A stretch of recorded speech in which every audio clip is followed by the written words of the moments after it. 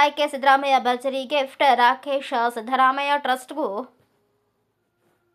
50 ಲಕ್ಷ ಬಿಡುಗಡೆ. ನೂತನ CM DK Shivakumar ಅವರ ಪ್ರಮಾಣ ವಚನ ಸ್ವೀಕಾರಕ್ಕೂ ಒಂದಿನ ಮೊದಲೇ ಆರ್ಥಿಕ ಇಲಾಖೆಯು ವಿವಿಧ ಸಂಸ್ಥೆಗಳಿಗೆ 71.85 ಕೋಟಿ ಅನುದಾನ ಮಂಜೂರು ಮಾಡಿದೆ.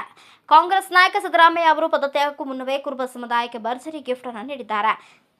ನೂತನ ಸಿಎಂ ಡಿಕೆ ಶಿವಕುಮಾರ್ ಅವರ ಪ್ರಮಾಣ ವಚನ ಸ್ವೀಕಾರಕ್ಕೂ ಒಂದು ದಿನ ಮೊದಲೇ ಆರ್ಥಿಕ ಇಲಾಖೆಯು 71.85 ಕೋಟಿ ಅನುದಾನ ಮಂಜೂರು ಮಾಡಿದೆ. ಸಮುದಾಯ ಭವನ ಹಾಸ್ಟೆಲ್ ನಿರ್ಮಾಣಕ್ಕೆ ಮೀಸಲಿಟ್ಟ ಬಜೆಟ್ನ ಶೇಕಡಾ 52% ಅನುದಾನ ಇದೀಗ ಕೆಲವೇ ಸಮುದಾಯದ ಸಂಸ್ಥೆಗಳಿಗೆ ಮಂಜೂರಾಗಿದೆ. 2026-27ನೇ ಸಾಲಿನ ಬಜೆಟ್ನಲ್ಲಿ ಸಮುದಾಯ ಭವನಗಳ ನಿರ್ಮಾಣಕ್ಕೆ 136 ಕೋಟಿ ಮೀಸಲಿಟ್ಟಿದ್ದ ಸರ್ಕಾರ ಈ ಪೈಕಿ ಶೇಕಡಾ 52% ಅನುದಾನವನ್ನು ಕೇವಲ 3-4 ಸಮುದಾಯಗಳಿಗೆ ಮಾತ್ರ ಮಂಜೂರು ಮಾಡಿದೆ.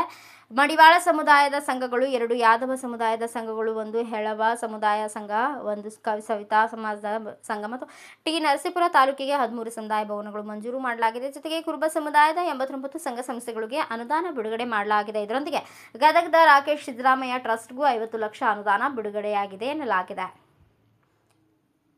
ಹಿಂದುಳಿದ ವರ್ಗಗಳ ಸಮುದಾಯದ ಅಡಿಯಲ್ಲಿ 1000ಕ್ಕೂ ಹೆಚ್ಚು ಜಾತಿಗಳು ಬರುತ್ತವೆ.